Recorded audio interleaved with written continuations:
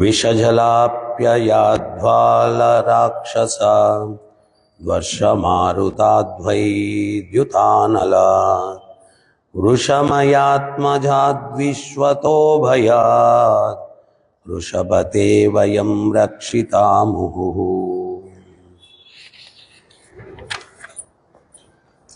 ఓ పురుష శ్రేష్ఠ, అనేక రకములగు ఆపదల నుండి అనగా విషజలము నుండి, ఘోర రూపుడగు అగాసురుని నుండి, తీవ్ర వర్షము నుండి, తృణావర్తుని నుండి, ఇంద్రుని పిడుగుల నుండి, అరిష్టాసురుని నుండి, మాయాదానవ సుతుని నుండి పదే పదే మమ్ము రక్షించితివి.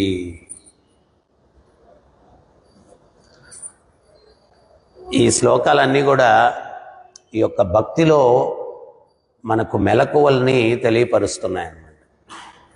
అంటే ఒక్కోసారి భగవంతుని యొక్క అనుగ్రహం లభిస్తుంది, ఒక్కోసారి లభించకపోవచ్చు. దేనివల్ల లభించకపోవచ్చు అంటే మన యొక్క ప్రవర్తన వల్ల. మనం అనుకోకూడదు, నేను తిలకం పెట్టేసి నేను భక్తుల్లాగా తయారైపోయినంత మాత్రాన ఇంకా కంటిన్యూస్గా భగవంతుడు ఆయన కృపని మన మీద కురిపిస్తూనే ఉండాలా. ఏ ధామాం ప్రపద్యంతే తాంస్తతైవ భజామ్యహం. నువ్వు ఎంత శరణాగతి పొందుతావో అంత కృప ఉంటుంది, ఎంత నువ్వు శరణాగతి లేకుండా ఉంటావో అంత ఆయన తటస్థంగా ఉంటాడు.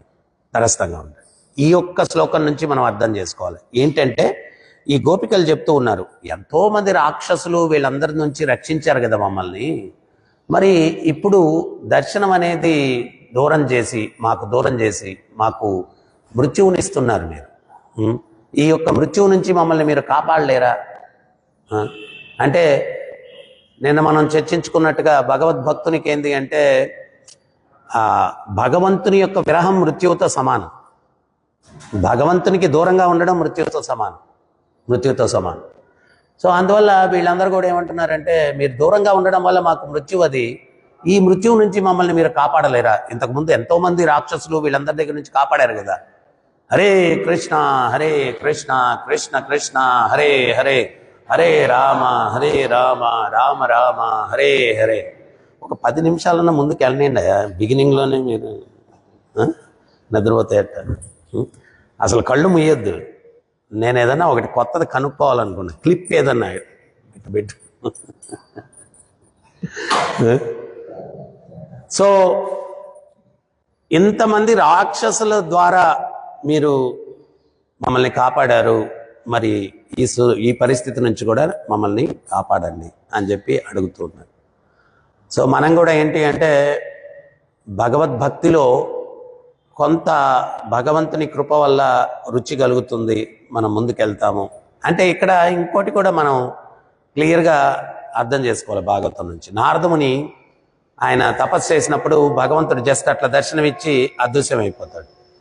అప్పుడు స్వామి, ఆ క్షణకాలం ఆ మాధుర్యమైనటువంటి దర్శనాన్ని ఇచ్చావు, మళ్ళీ అదృశ్యమైపోతున్నావు, ఏంటది? అప్పుడు భగవంతుడు సమాధానం చెప్తాడు, నా రుచి ఏంటో తెలియపరచడానికి నీకు దర్శనం ఇచ్చాను. నన్ను పూర్ణంగా పొందాలా అంటే నువ్వు తపస్సు చేయాలా, పూర్ణంగా పొందాలా అంటే. అందుకని బిగినింగ్ డేస్లో మనకేంటి అంటే చాలా రుచిని ఇస్తాడు. అన్నిట్లో రుచే, ఓన్లీ ప్రసాదంలోనే కాదు, అన్నిట్లో రుచి ఇస్తాడు. కీర్తనలో ఇస్తాడు, ప్రవచనంలో ఇస్తాడు, అన్నిట్లో ఇస్తాడని. అయితే ఏమవుతుంది అంటే, క్రమంగా ఫెమిలియారిటీ లీడ్స్ టు కంటెంప్ట్ అనమాట. ఫెమిలియారిటీ. మనం మొదటి రోజు వచ్చినప్పుడు చూడండి, భక్తులు ప్రభు ప్రభు ప్రభు అని చాలా రెస్పెక్ట్. తర్వాత ఏ ప్రభు టైం పాస్ అయ్యేకొంది. తర్వాత చరణామృతికి మొదట్లో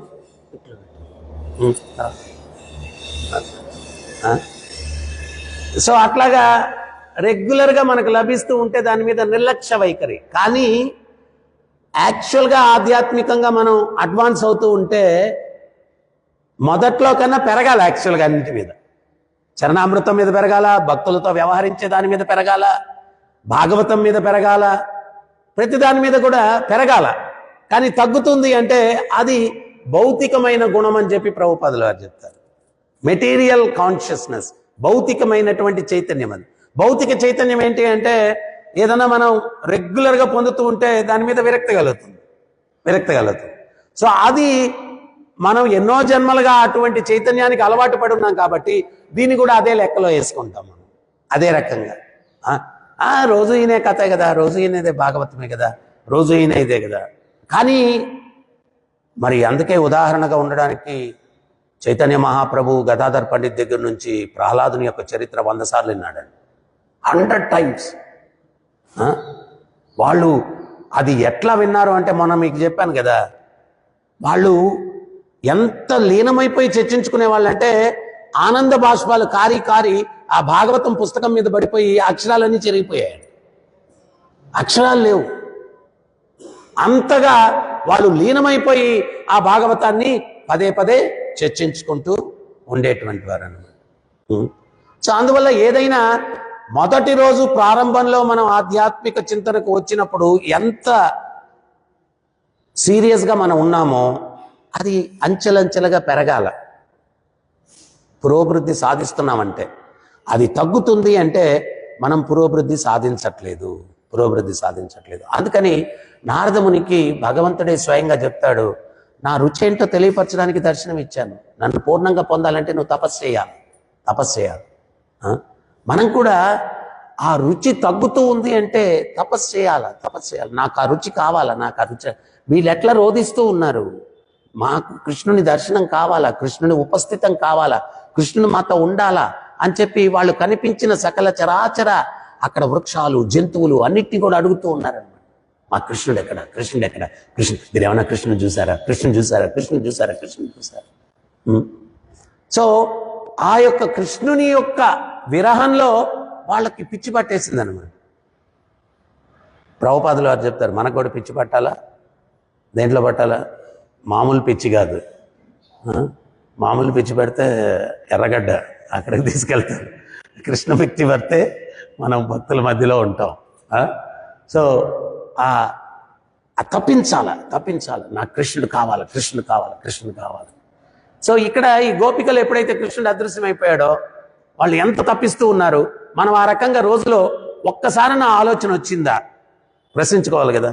అరే నేను కృష్ణ చైతన్య మార్గంలోకి వచ్చాను, ఒక్కరోజున నాకు ఆలోచన వచ్చిందా కృష్ణుడు నాకు కావాలి. ఈ గోపికలు ఏ రకంగా తప్పిస్తున్నారో ఆ కృష్ణుడు నాకు కావాలా అనేటువంటి ఒక సీరియస్ ప్రేయర్, ఒక ప్రార్థన మనం తీవ్రంగా ఎప్పుడన్నా చేశామా? సో కొంతమంది ఉన్నారు చేసిన వాళ్ళు. సో అది మనం చేసినప్పుడు అది రిపీటెడ్గా ఎన్నిసార్లు చేస్తున్నాం. ఎందువల్ల అంటే ఇక్కడ ఏంటి అంటే మనం ఏమనుకుంటామంటే భగవంతుడు ఆల్టర్లో ఉన్నాడు, నేను ఎక్కడో కిచెన్లో ఉన్నాను, నా ప్రేయర్ ఆయన ఎక్కడ చూస్తాడు. ఆల్టర్లో ఉండేటువంటి భగవంతునికి, గర్భగృహంలో ఉండే భగవంతునికి హృదయంలో ఉన్నటువంటి పరమాత్మ సేమ్ అయ్యా బాబు. నువ్వు ప్రార్థించేటువంటిది ఆ హృదయంలో ఉండే పరమాత్మ గమనిస్తాడు. ఎందుకు ఇవ్వట్లేదు అంటే నువ్వు ప్రేయరే చేయట్లేదు, ఎట్లా ఇస్తాడు ఆయన? వినాలి కదా ఆయన. ఎందుకు కృష్ణుడు నాకు ఇవ్వట్లేదు అంటే నువ్వు అసలు అడగట్లేదు. నువ్వు నాకు కావాలా ఈ గోపికలు ఎట్లాగా అడుగుతున్నారో మా కృష్ణుడు కావాలని అట్లాగా మనం అడగట్లేదు. అట్లాగా అడగట్లేదు. ఒకవేళ అడగకుండా ఇచ్చేసాడు అనుకోండి ఆయన, ఏమైనా నేను పిలిచానా నిన్ను అన్నా అంటాం దుర్మార్గులు మనం. నేనేమన్నా పిలిచానా, వచ్చేసావేంటి నా జీవితంలోకి, ఇంకా టైం ఉంది, నేను ఇంకా అనుభవించాలి, చాలా ఉంది అనుభవించడానికి అని అన్నా అంటాం. అందుకని చెప్పి ఆయన తప్పించినప్పుడే. సో అందుకని ఇక్కడ భాగీరముని కృష్ణుడు కూడా తన భక్తుల కోసం తప్పిస్తాడు. ఈ భాగీరముని భగవంతునికి దీక్ష ఇచ్చాడంట, ఇనిషియేషన్. ఆ ఇనిషియేషన్ ఇస్తూ మంత్రం ఏమి ఇచ్చాడంటే ఓం నమో నారాయణ. అప్పుడు నందమహారాజు ఇంటి పక్కనే దేవాలయం ఉండేది, విష్ణు దేవాలయం. సో యశోదమ్మ చక్కగా స్నానం చేయించి, నాన్న కన్నయ్య నీ గురువు గారు దీక్ష ఇచ్చారు కదా, పోయి నామం చేసుకొని ఆయన అని చెప్పిందంట. మరి అమ్మ ముందు ఉత్తమ బాలుడుగా ఉండాలని చెప్పి ఈయన వెళ్ళిపోయి ఆ విష్ణుమూర్తి ముందు కూర్చొని ఆయన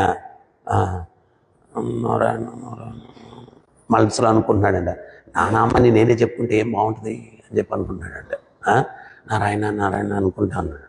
ఈ లోపల పూర్ణమసి రాధారాణి యొక్క చిలుకను పంపించిందంట.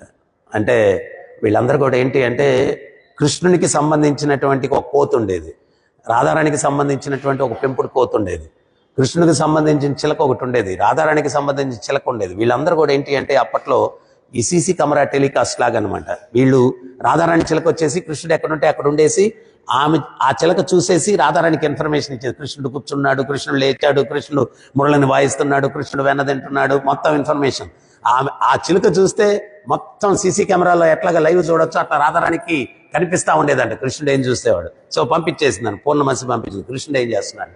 అప్పుడు కృష్ణుడు కూర్చొని నారాయణ నారాయణ అంటా ఉంటే అప్పుడు ఆ చిలుక చెప్పిందంట, నా పేరు నేనే చెప్పుకోవడం ఏం బాగలేదు నాకు అన్నాడు. అప్పుడు ఆ చిలుక ఎవరు, రాధారాణి పెంపుడు చిలుక సుఖదేవ్ మహారాజ్.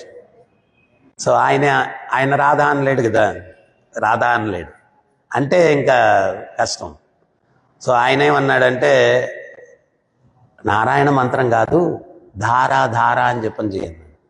ధారా ధారా ధారా ధారా ధారా ధారా చేయండి. ధారా ధారా ధారా ధారా రాధా ధారా ధారా ధారా ఏమవుద్ది, రాధా రాధా రాధా అవుద్ది. అప్పుడు ఈ కృష్ణుడు ధారా ధారా రాధా రాధా అయిపోయిందనమాట. రాధా నామంలో తన్మయత్వం చెంది అశ్రుదారులు కారిపోతున్నాయంట. రాధారాణికి స్మరిస్తూ కృష్ణుడు అశ్రుదారులు కారిపోతున్నాయంట. అప్పుడు యశోదమ్మ చూసిందంట కిటికీలో నుంచి, ఏం చేస్తున్నాడు మావాడని. చూస్తే ఆయన మంత్రం ఉచ్చరిస్తున్నాడు, పెద్దగా శబ్దం బయటకు రావట్లేదు, కళ్ళలోంచి నీళ్ళు అట్లా కారిపోతున్నాయి. కొంచెం దూరం నుంచి చూస్తూ ఉంది రాధారాణి, అంటే శబ్దం ఉన్నా కానీ వినిపించట్లేదు, కానీ నోరు కదిలేదు కనిపిస్తూ ఉంది. ఓ నా వాడు ఏం చేసినా పర్ఫెక్టే, చూడు నారాయణ మంత్రం ఎంత బాగా చేస్తున్నాడు, అసురుడు దారులు కార్చేస్తా ఉన్నాడు, ఆనంద బాష్పాలు అని చెప్పి యశోదమ్మ తృప్తి పడిపోయిందంట కృష్ణుడు. కానీ ఆయన జపించేది ఏంటి అంటే రాధా రాధా రాధా రాధా రాధా రాధా రాధా రాధా రాధా రాధా రాధా రాధా రాధా రాధా రాధా రాధా రాధా రాధా రాధా. సో ఈ రకంగా భగవంతుడు ఆయన భక్తుల కోసం తప్పిస్తూ ఉన్నాడు. మరి భక్తుడు కూడా ఎంత తప్పిస్తూ ఉన్నాడు అనే దాన్ని బట్టి అంత మనం భగవంతుడిని పొందగలుగుతాము. ఎంత తప్పిస్తున్నాం అనే దాన్ని బట్టి పొందుతాం. మనం తప్పించకుండా ఖచ్చితంగా భగవంతుడిని పొందేదానికి అవకాశం లేదు. సో ఇవన్నీ కూడా లీలలు ఎందుకు జరిగాయి అంటే మనకు ఒక మార్గదర్శకం చూపించడానికి. సంవత్సరాలు గడిచిపోతున్నాయి, కృష్ణుడు నాతో లేడు. మరి నేను ఎంత ఆయన్ని పొందడానికి తప్పిస్తూ ఉన్నాను. వీళ్ళు మానసికంగా ఎల్లవేళలా కృష్ణుడితో ఉండేటువంటి వారు గోపికలు. ఇప్పుడు మీరు గమనించారు, ఆ రాసనృత్యంలో వాళ్ళకి ఆ భావన కలిగింది, అదృశ్యమైపోయాడు కృష్ణుడు. అదృశ్యమైన దగ్గర నుంచి వాళ్ళు ఏం చేస్తున్నారు చెప్పండి? ఏం చేస్తున్నారు? భగవంతుడి గురించే ఆలోచిస్తున్నారు, తప్పిస్తున్నారు, రోధిస్తున్నారు, విలపిస్తూ ఉన్నారు. తర్వాత భగవంతుడు బృందావనాన్ని వదిలిపెట్టి మథురకు వెళ్ళిపోయిన తర్వాత కూడా వాళ్ళు 24 గంటలు కృష్ణుని యొక్క స్మరణలోనే ఉన్నారు. ఆచార్యులు వర్ణిస్తారు ఎందుకు 24. ఒక స్టేట్మెంట్ ఉంటుంది ఆచార్యులు, కృష్ణుడు బృందావనాన్ని ఎప్పుడు వదిలిపెట్టి వెళ్ళలేదు. విన్నారు ఎప్పుడన్నా? కృష్ణుడు బృందావనాన్ని ఎప్పుడు వదిలిపెట్టి వెళ్ళలేదు. ఎందువల్ల వదిలిపెట్టి వెళ్ళలేకపోయాడు అంటే ఈ గోపికల యొక్క ధ్యానం ఎంత తీవ్రంగా ఉండింది అంటే ఆ ధ్యానం ద్వారా కృష్ణుణ్ణి వాళ్ళు బృందావనంలోనే ఉపస్థితమయ్యేటట్టుగా బంధించేశారంట. వాళ్ళ ధ్యానం ద్వారా ఈ గోపికలు ఆ ధ్యానం ద్వారా బంధించారు. సో అందువల్ల మనం కూడా ఏంటి అంటే మనతో ఈ రోజుకి కూడా కృష్ణుని ఉంచుకోగలం, ఖచ్చితంగా ఉంచుకోగలం. ఏ రకంగా ఉంచుకోగలం? ఆయనను ధ్యానించడం ద్వారా, స్మరణ ద్వారా. సో అందువల్ల మనం ఏంటి అంటే వీళ్ళని, ఈ యొక్క గోపికల్ని మనం ఉదాహరణగా తీసుకొని మనం ఎట్లా ఆయన్ని స్మరణలో ఉండాలా రోజంతా కూడా అనేది ప్రాక్టీస్ చేయాలి. మనసు వెళ్ళిపోతుంది, అటు ఇటు వెళ్తుంది, ఖచ్చితంగా వెళ్తుంది. ఎందువల్ల అంటే ఎన్నో జన్మలుగా అలవాటు పడిపోయింది మనసు భౌతిక జగత్తులో ఉండి. భగవత్ శరణాగతి అన్నటువంటిది లేకుండా స్వతంత్రంగా జీవించి ఎన్నో ఎన్నో జన్మలు. ప్రభుపాదులు వారు చెప్తారు, ఎప్పుడు జీవుడు ఇక్కడికి వచ్చాడంటే టైం అండ్ ఇమ్మెమోరియల్ అంటారు. అంటే గుర్తు లేనటువంటి కాలం, లెక్కలేనటువంటి కాలం, అప్పటి నుంచి ఇక్కడ ఉన్నాం భౌతిక జగత్తులో. ఎవడు ఏ జీవుడు ఎప్పుడు వచ్చాడో తెలియదు అనమాట. అంటే లెక్క పెట్టలేనటువంటి కాలం నుంచి ఈ భౌతిక జగత్తులో పడి అల్లాడుతూ ఉన్నాం మనం అనమాట. మరి ఎట్లా ఆ చైతన్యం అన్నటువంటిది అంత సామాన్యంగా పోదు. ఎంతో తీవ్రమైనటువంటి సాధన. అది వెళ్ళిపోతుంది, మళ్ళీ తీసుకురావాలా, తీసుకురావాలా. అందుకనే ఈ నవవిధ భక్తిలో ఏంటి అంటే ఆ జీవుని యొక్క చైతన్యం ఆ మనసు ట్రిక్ చేసి వెళ్ళిపోద్ది. మనసు ఎంత ట్రిక్కీ అంటే అది చాలా ఫ్రెండ్గా వస్తుంది అనమాట. ఫ్రెండ్గా వస్తుంది. మంగళారతి అయిపోయింది, జపాన్ కూర్చుంటే అంటది, చూడు సదాకృష్ణ, నువ్వు భక్తిలోకి రాకముందు అసలు ఈ టయానికి లేసేవాడివా? అసలు ఈ జపం గిపం చేసేవాడివా? ఏం చేసేవాడివి నువ్వు అసలు అంటే 8 దాకా నిద్రపోయేవాడివి. తర్వాత ఏం చేసేవాడివి? లేయంగానే టీవీ చూసేవాడివి. తర్వాత ఏం చేసేవాడివి? ఇంట్లో వాళ్ళు అనేవాళ్ళు చదువుకోరా అనేవాళ్ళు, అది వినేవాడివి కాదు. అట్టా ఇక్కడ మాల్ తిరుగుతూనే ఉంటుంది. అది మొత్తం ఫ్లాష్ బ్యాక్లోకి తీసుకెళ్ళిపోయి ఏ ఊరు మీ ఊరు? నిడదోలు దర్శనం అయిపోద్ది అనమాట. ఫ్లాష్ బ్యాక్లోకి వెళ్ళిపోయి నిడదోలు దర్శనం అయిపోద్ది. వాళ్ళ ఇల్లు, తర్వాత ఇంటి పక్కన, తర్వాత అక్కడ ఫ్రెండ్ ఎవడు ఉన్నాడు, తర్వాత ఇంకోటి ఏంది, చాలా ఫ్రెండ్లీగానే వచ్చింది మనసు, ఫ్రెండ్లీగానే వచ్చింది, అప్రోచ్ అయింది. సో అందుకని దాని ట్రిక్ అప్పుడు అది ఎప్పుడైతే సదాకృష్ణ అనగానే మనసాను ఉండు, హరే కృష్ణ పెద్దగా వాయిస్ పెంచాలా, దాన్ని బ్రేక్ చేయాలి. ఆ మనసు యొక్క ట్రిక్ని బ్రేక్ చేయాలంటే ఇప్పుడు ఎవడన్నా నిద్రపోతా ఉన్నాడు, ఏం చేయాలి? అప్పుడు హరే కృష్ణ అంటే టక్కన లేస్తాడనమాట. అట్లాగే ఆ మైండ్ మనల్ని ట్రిక్ చేసేటప్పుడు మనం ఏం చేయాలంటే కొంచెం వాయిస్ హరే కృష్ణ కృష్ణ కృష్ణ హరే రామ్. అప్పుడు టక్ బ్రేక్ అవుద్ది అనమాట. అట్టని చెప్పి బ్రేక్ అయినా వెళ్ళిపోదు, అమ్మో మళ్ళా వచ్చేస్తుంది. మళ్ళీ ఇంకో థాట్ ఒక 2 నిమిషాలు, ఒక 2-3 సార్లు మాలైన తర్వాత మళ్ళీ వచ్చేస్తుంది. అట్లా ఎన్నోసార్లు జరిగి ప్రభుపాదులు చెప్తారు ఉదాహరణ, ఒక చెట్టు మీద కాకులు కూర్చొని ఉన్నాయి. అవి ఏంటంటే పెద్ద గుంపు ఆ కాకులు కూర్చొని గోల పెడుతున్నాయి అన్నమాట. కావు కావు కావు కావు అని చెప్పి గోల పెడుతున్నాయి. అవి అట్లా గోల పెడతా ఉంటే మనం వాటికి చాలామంది అంటారు కదా, మేము మైండ్ని కంట్రోల్ చేయడానికి ధ్యానం చేస్తాం. నాయన ఈ మైండ్ ఎటువంటిది అంటే, నేను కొంతమందిని అడిగాను అనమాట, మీరు ధ్యానం చేసేటప్పుడు ఏమి ఆలోచిస్తారు అన్నాను. వాళ్ళు చెప్పారు, ఏం ఆలోచన రాకూడదని ఆలోచిస్తూ ఉంటారు. అది కూడా ఒక ఆలోచనే కదా, ఏం ఆలోచన రాకూడదని ఆలోచిస్తారంట. సో ప్రభుపాదులు చెప్తారు, ఆ చెట్టు మీద కూర్చొని గోల చేస్తూ ఉంటే నువ్వు సైకిల్ చేస్తే ఎలవాయి, చప్పుడు చేస్తే అరవాల. అదే రకంగా ఈ మనసు అన్నటువంటి చెట్టు మీద కోరికలు అన్నటువంటి కాకులు కూర్చొని ఉన్నాయి. అవి గోల పెడుతూ ఉన్నాయి. వాటిని తరిమేయాలంటే మనం ఏం చేయాలంటే, హరియను 2 అక్షరములు హరించును సర్వదోషములు. హరి అనే 2 అక్షరాలు సర్వదోషాలు హరిస్తాయి. సో అందువల్ల హరే కృష్ణ కృష్ణ కృష్ణ హరే హరే, హరే రామ రామ రామ హరే హరే.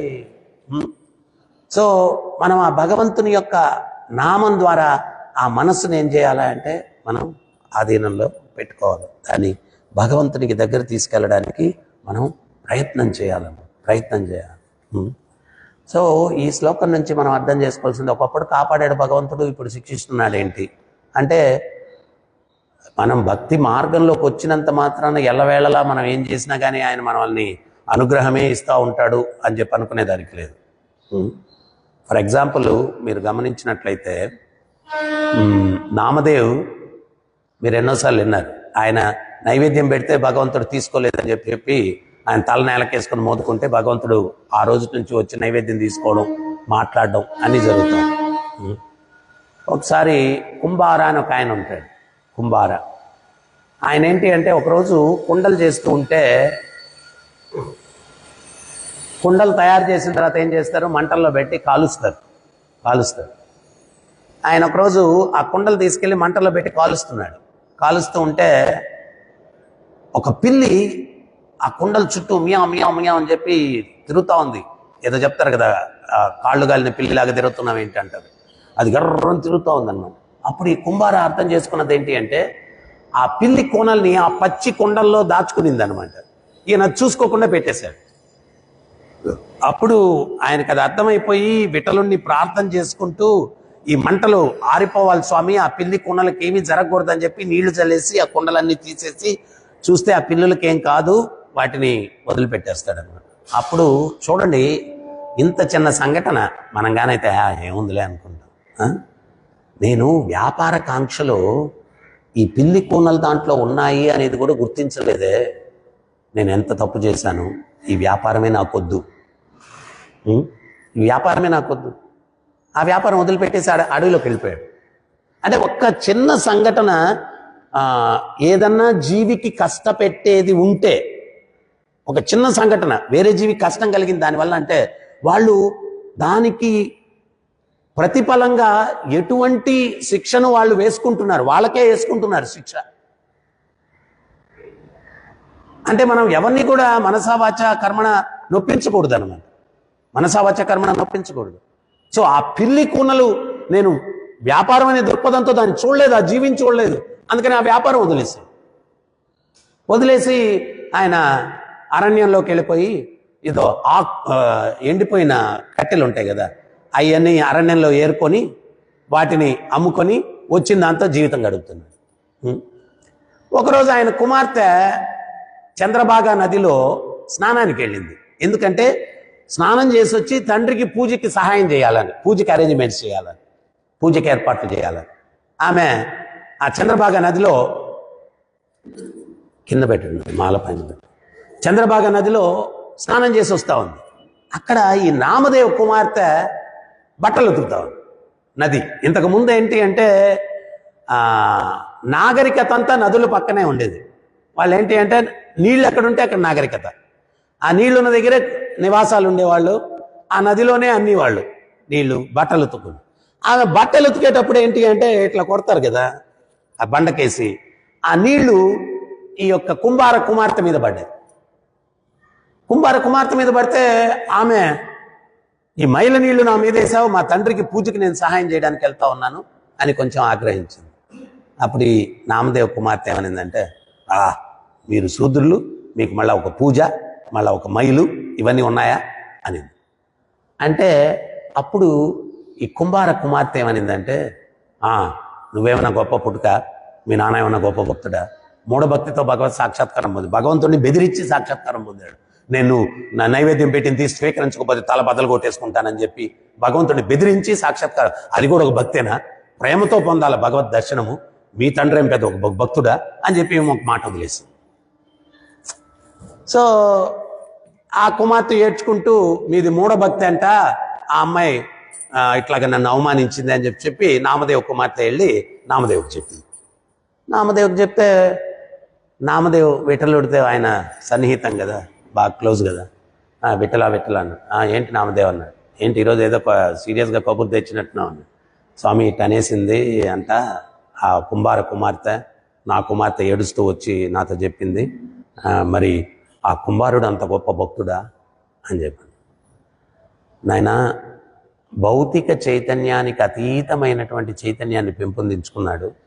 నువ్వు ఒకవేళ ఆయన భక్తిని పరీక్షించాలంటే రాపోదాము, పరీక్షిద్దాము అని చెప్పి నామదేవుని తీసుకొని రుక్మిణి అమ్మని కూడా తీసుకొని బయలుదేరి వెళ్ళారంట. ఆయన కట్టెలు ఏరుకుంటా ఉన్నాడు.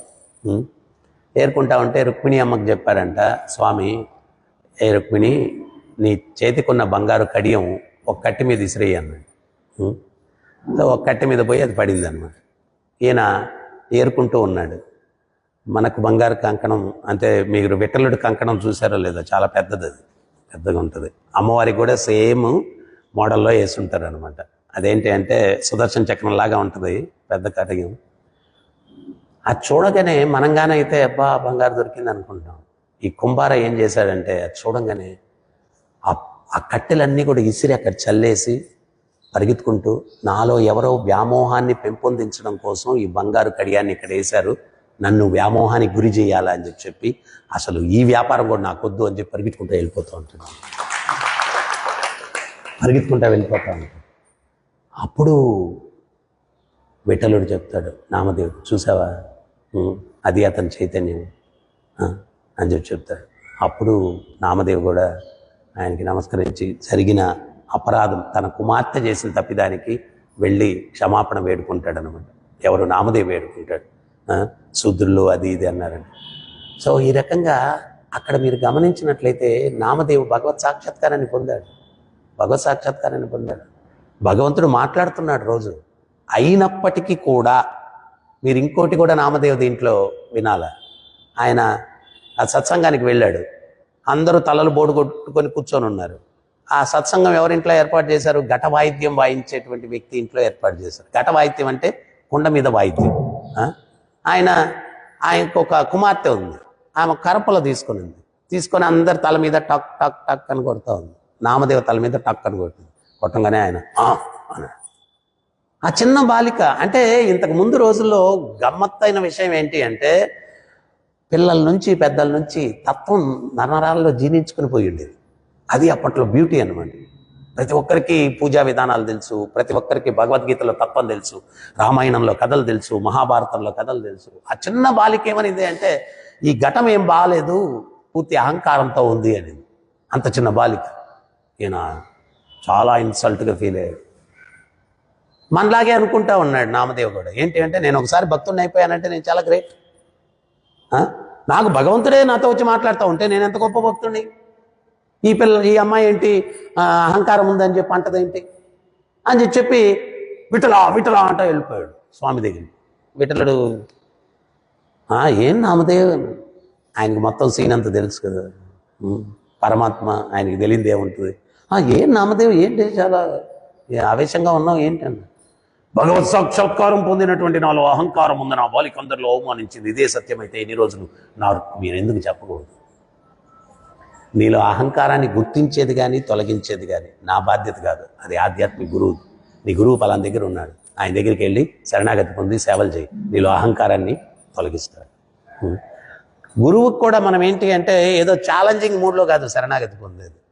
అందుకనే భగవద్గీతలో భగవంతుడు చెప్తాడు, నీవు నా యొక్క స్నేహితుడివి, అసూయారహితుడివి, అసూయ లేనివాడివి. ఇప్పుడు ఎవరికైనా మన మీద మంచి అభిప్రాయం లేకపోతే మనం ఏం చెప్పినా కానీ వాళ్ళకి ఎట్టుంటుంది? చెవిటోడికి శంకుదినట్టుంటుంది. ఏం లోపలికి వెళ్ళదు, లోపలికి వెళ్ళదు, అంతే కదా. సో ఎప్పుడైతే అపూర్ణ శరణాగతి అని ఉంటుంది అప్పుడు లోపలికి వెళ్తుంది. సో భగవంతుడు అర్జునుడికే ఎందుకు ఎన్నుకున్నాడు భగవద్గీత చెప్పడానికి? ఎందుకంటే ఆ శరణాగతి అసూయారహితుడు, అసూయ లేదు, అసూయ లేదు. సో నీ గురువు పలానా దగ్గర ఉన్నాడు, ఆయన దగ్గరికి వెళ్ళి శరణాగతి పొందు. ఆయన అహంకారాన్ని గుర్తించేది కానీ తొలగించేది కానీ ఆయన బాధ్యత, ఆయన బాధ్యత. మేము కూడా ప్రాథమిక దశలో టెంపుల్లో ఉన్నప్పుడు రోజు మా సర్వీస్ అయిపోయిన తర్వాత ఈ సర్వీస్ అంటే ఇప్పుడు ఫర్ ఎగ్జాంపుల్ బుక్స్ డిస్ట్రిబ్యూషన్కి వెళ్ళేవాళ్ళం.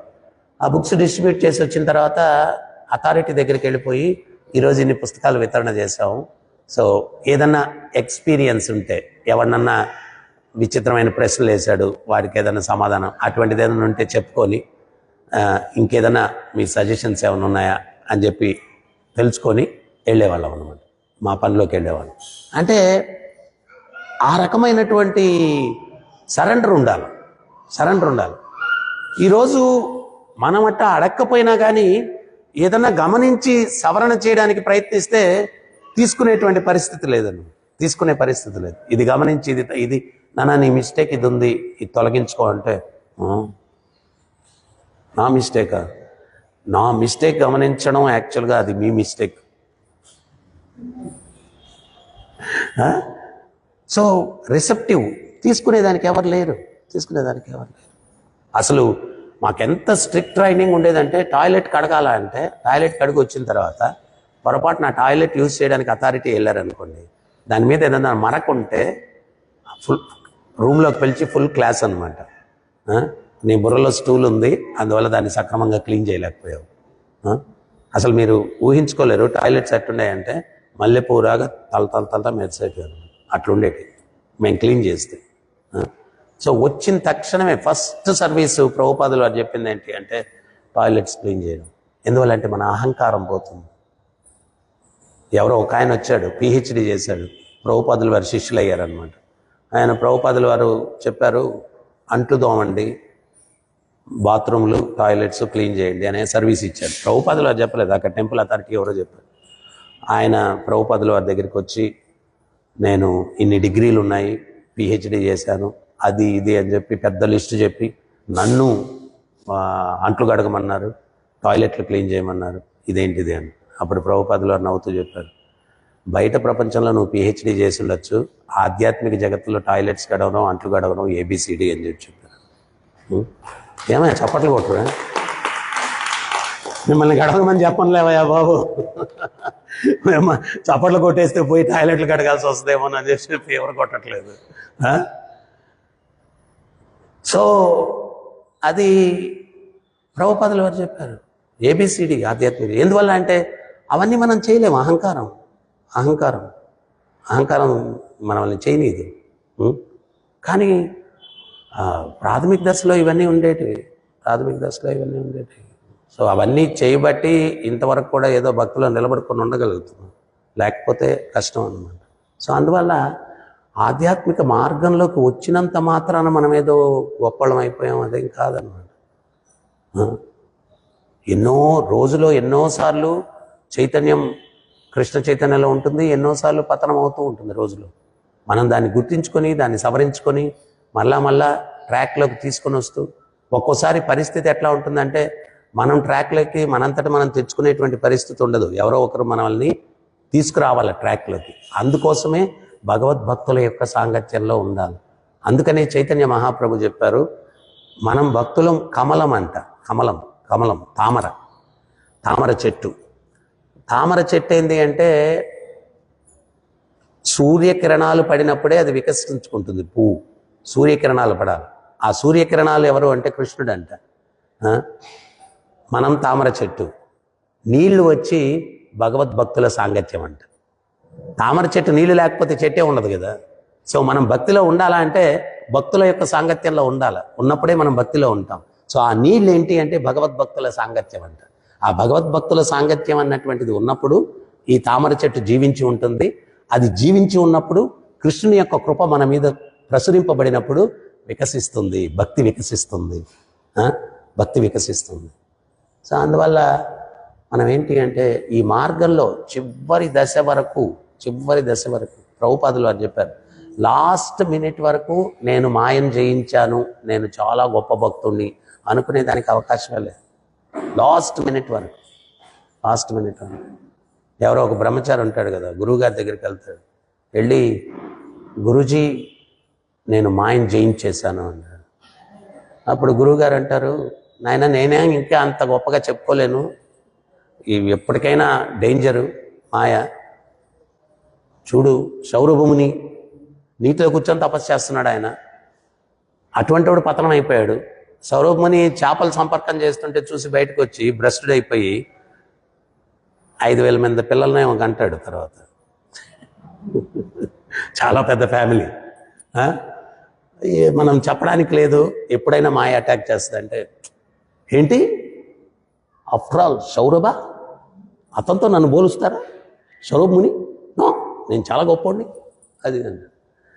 ఆయన 2-3 ఉదాహరణలు ఇస్తే మనోడు తగ్గట్లేదు, తగ్గేదే లేదంటున్నాడు.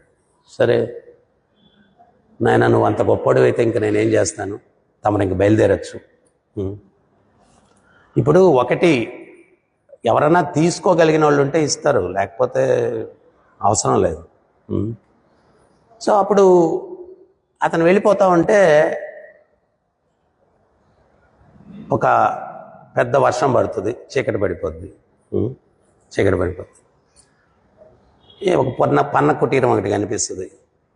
ఆయన వెళ్ళి ఆ పంచలో అటు కూర్చుంటాడు అనమాట. కూర్చుంటే కిటికీలో నుంచి చూస్తే ఒక స్త్రీ లోపల పడుకొని ఉందన్నమాట. పడుకొని ఉంటే ఈయన మైండ్ కూడా ఎట్లా గేమ్ ఆడద్దు చూడండి. ఇక్కడ మొదట ఆ పిడుగులు అవి పడతా ఉంటే ఆమె కొంచెం బెదురుతుంది. ఒంటరి స్త్రీ లోపల బెదురుతూ ఉంది, భయపడుతూ ఉంది. ఆమె కొంచెం రక్షణగా ఉండాలంటే కొంచెం లోపల పడుకుంటే నేను బాగుంటుంది అని చెప్పి మెల్లిగా తలుపు తీసుకొని లోపలికి వెళ్ళి పడుకున్నాడు. అయినా ఆమె ఆ మెరుపులకి దానికి బెదురుతూ ఉందన్నమాట. అసలు ఒక రక్షకుడు పురుషుడు నేనున్నానని గమనించిందో లేదో, కొంచెం దగ్గరగా వెళ్ళి పడుకుంటే అప్పుడు ఆమె గమనిస్తుంది, ధైర్యంగా పడుకుంటుందని చెప్పి కొంచెం దగ్గరగా జరిగాడు. అప్పటికి ఆమె వణుకుతూ ఉంది చలి దానివల్ల. ఈయనప్పుడు ఆమె చలికి చాలా వణుకుతుంది, కొంచెం వేడి మినిస్తే బాగుంటుందని చెప్పి చెయ్యేశాడు. చెయ్యేస్తే స్త్రీ స్పర్శ తగలలేదు, గొంగళి పురుగు మీద చెయ్యేసినట్టు ఉండింది అనమాట. ఆయన షాక్ అయిపోయి టక్కన లేసాడు, చూశాడు. గురువుగారు పెద్ద గడ్డం అనమాట, ఇటు చెయ్యేస్తే గడ్డం మీద వేసాడు చెయ్యి అనమాట. గురువుగారు శిష్య అన్నాడు. శిష్య గురూజీ మీరా అన్నాడు. మా ఆయన జయించావన్నావు కదరా నువ్వు, మా ఆయన జయించావు లే రాజకల్, మా ఆయన జయించానన్నావు అన్నాడు. సో అట్లాగా ప్రభుపాదుల వారి ఉపన్యాసంలో చెప్తారు, లాస్ట్లో పుష్పక విమానం మీద వెళ్ళేటప్పుడు కూడా స్వర్గం పక్క నుంచి పోతుందంట. లాస్ట్ టెస్ట్ అనమాట. అక్కడ అప్సరసలు మనల్ని చూడంగానే ఒక మంచి సాంగ్ వేసుకుంటారు అనమాట. పోవుచున్నావా నా రాజా అంటారు. మెడ తిరిగిందనుకోండి, విష్ణుదూతలు డుష్కుమని తోసేసి పోరాను ఇక్కడ అంటే. సో అక్కడ కూడా మెడ తిప్పకూడదు, చాలా సీరియస్గా వెళ్ళిపోవాలి.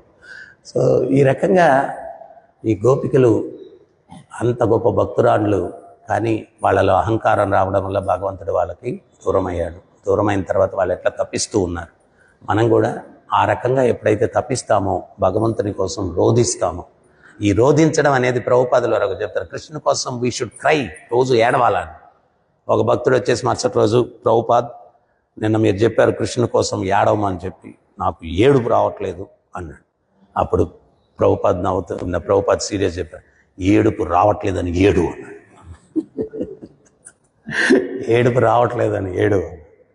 సో అట్లాగా వీ షుడ్ క్రై, కృష్ణుని కోసం మనం రోధించాలా. హరే కృష్ణ. ఎవరికైనా ఏమైనా సందేహం ఉంది, డౌట్స్?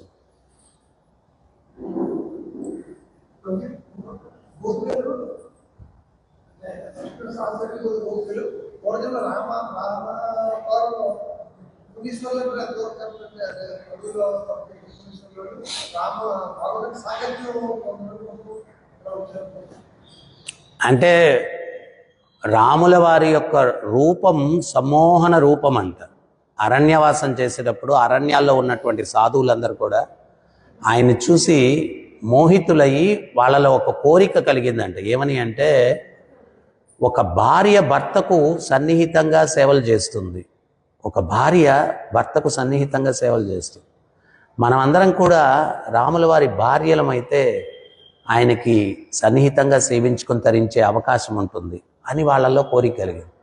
అప్పుడు ఆ కోరికను వాళ్ళు ఎప్పుడైతే రాముల వారు ముందుంచుతారో, రాముల వారు చెప్తారు, నేను ఈ యొక్క అవతారంలో ఏకపత్ని వ్రతుడిగా వచ్చానన్నాడు. బేసిక్గా రాముల వారు వచ్చింది ఏంటి అంటే, మానవుడు ఎట్లుండాలా అనేటువంటి మర్యాదలు తెలియపరచడానికి వచ్చారు. కానీ కృష్ణుడు ఏంటంటే, భగవాన్ అంటే ఏంటి, ఆయన యొక్క శక్తి సామర్థ్యాలు ఏంటి, ఆయన యొక్క ఐశ్వర్యాలేంటి, అవన్నీ తెలియపరచడానికి వచ్చాడు. అవన్నీ తెలియపర. అందుకని కృష్ణుడికి రాముని యొక్క లీలలకి కంప్లీట్ ఆపోజిట్గా ఉంటుంది అన్నమాట. కంప్లీట్ ఆపోజిట్గా ఉంటుంది. సో నేను ఏకపత్ని వ్రతుడిగా వచ్చాను, రాబోయే కృష్ణావతారంలో మీ కోరిక తీరుస్తానన్నాడు. సో కొంతమంది వాళ్ళ యొక్క భావాన్ని బట్టి గోపికలుగా పుట్టారు, కొంతమంది రాణులుగా పుట్టారు. ఆ 16,000 మంది కూడా ఈ యొక్క సాధువులు అని చెప్పి చెప్పడం జరుగుతుంది అన్నమాట.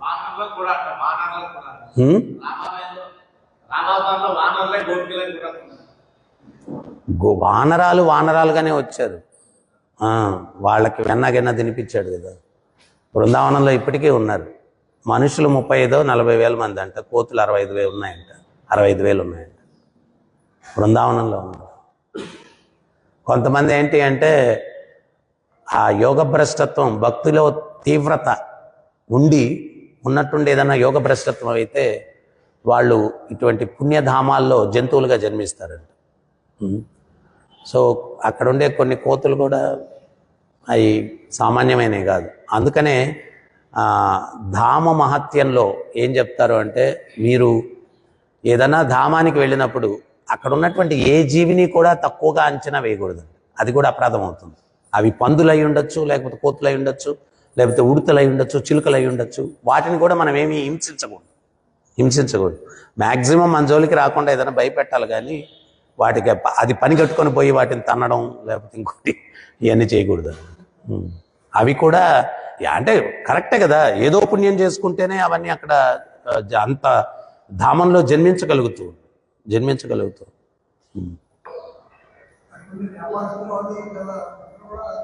ప్రతి ఒక్కరు ఇప్పుడు ప్రాపంచిక దృష్టితో చూస్తే వాళ్ళు అట్లాగా ఉంటారు, కానీ వాళ్ళు చేసుకున్న సుకృతి ఏంటి అంటే అక్కడ జన్మించే సుకృతిని చేసుకున్నారు. అందుకనే ఈవెన్ ప్రభుపాదుల వారు రిక్షా వాళ్ళతో కానీ లేకపోతే వ్యాపారస్తులతో ఎవరితో కూడా సామరస్యమైనటువంటి డీల్ చేసుకుని వచ్చేయండి, వాళ్ళతో గొడవలు పడద్దు అని చెప్పి చెప్తారు. ఇంకేమైనా డౌట్స్ ఉన్నాయి?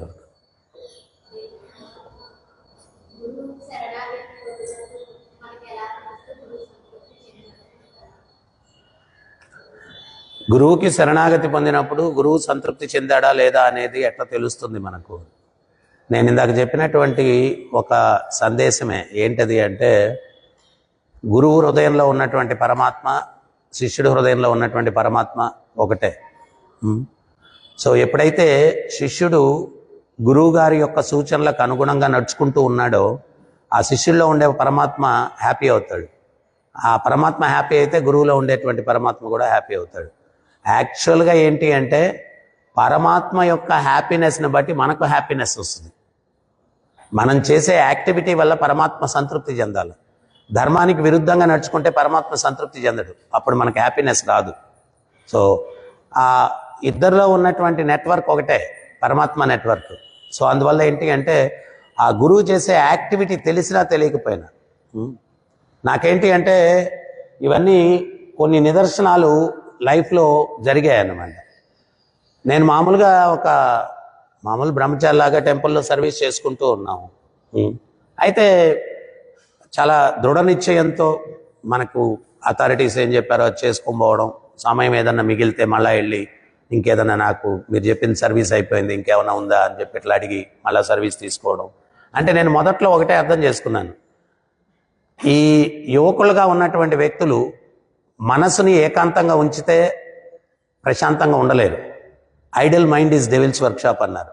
ఏదో ఒక పనిలో నిమగ్నం అవ్వాలా, పనుకుంటే ఇంకా వేరే ఆలోచన లేకుండా అలిసిపోయి నిద్రలోకి వెళ్ళిపోవాలి.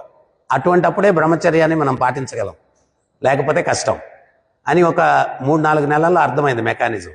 సో అందువల్ల రోజంతా ఏదో ఒక సర్వీస్లో నిమగ్నం అయ్యి రాత్రి ఇంకా 10 గంటలకు అటుపోతే అటు పనుకొని నిద్రపోయాం. అంత సర్వీస్ చేసాం. సో ఒకసారి, అంటే మీరు అన్నదానికి గురువుకి ఎట్ట తెలుస్తుంది అనేదానికి చెప్తున్నా నేను. ఒకసారి పూరిలో 99లో గురు మహారాజు అక్కడికి పూరికి వస్తారు. సౌత్ ఇండియాలో ఉండే భక్తులందరూ కూడా ఒక ప్రోగ్రాం అక్కడ రిట్రీట్, సౌత్ ఇండియన్ రిట్రీట్ భక్తులకి అందరూ ఏర్పాటు చేస్తే ఒక 1000 మందో 2000 మందో భక్తులు వస్తారు. వాళ్ళందరికీ ఏర్పాట్లు. గురు మహారాజు 3 రోజులు వాళ్ళకి క్లాసులు, సెమినార్లు ఇవన్నీ వస్తారు. గురు మహారాజు వచ్చారు, భాను మహారాజు వచ్చారు. అది ఏర్పాటు చేయడానికి నన్ను పిలిచారనమాట. ఇంకో భక్తుడు సదాశివ ప్రభు అని, ఆయన నేను ఇద్దరం వెళ్ళాము. అన్ని ఏర్పాట్లన్నీ చేసాము. చాలా బాగా జరిగింది ప్రోగ్రాము.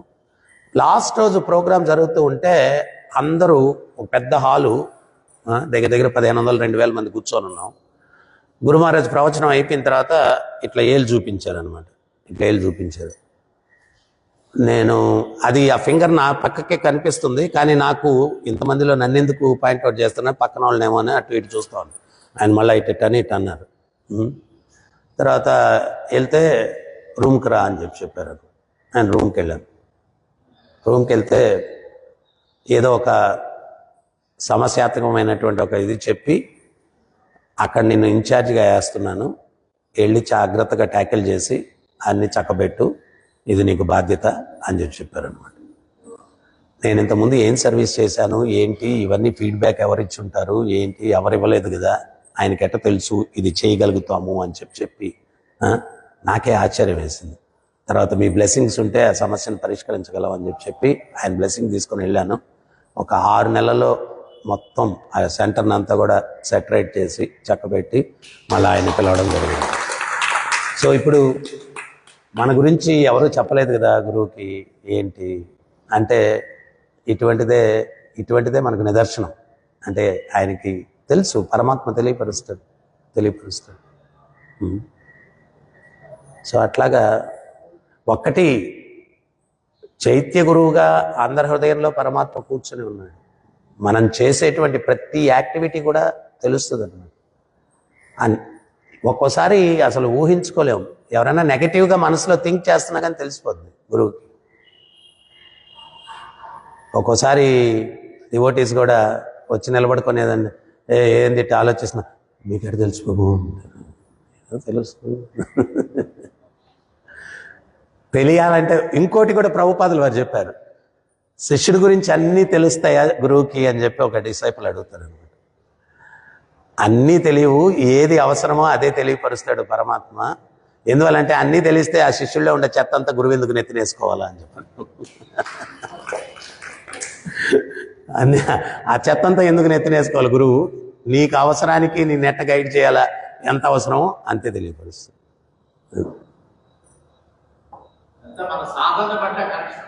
డెఫినెట్గా సాధన, ఇందాక నా ప్రేయర్ అన్నాను కదా, ఆ ప్రేయర్ తప్పించాలి. నేను నిజంగా గురువు యొక్క ఆశీస్సులు పొంది నేను బెనిఫిట్ అవ్వాలి.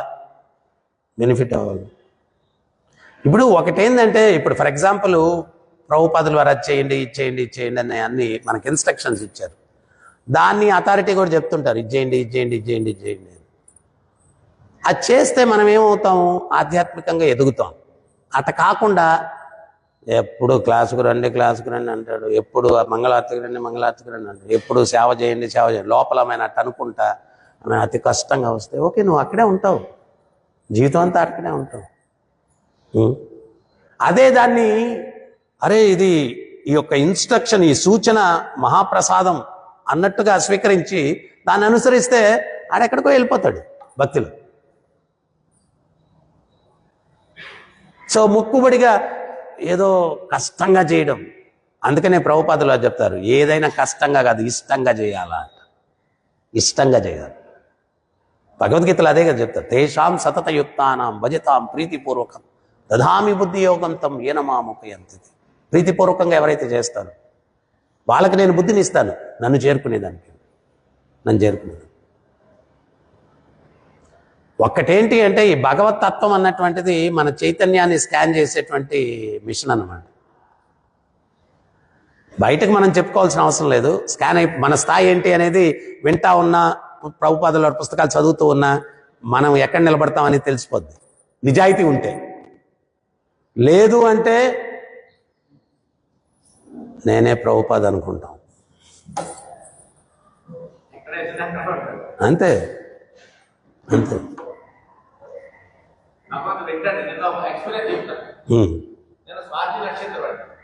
సుదర్శన చక్రం భగవంతుడు కూడా కొంచెం పారాయణ చేద్దామని ఆయన మనసులో అనుకున్నాను.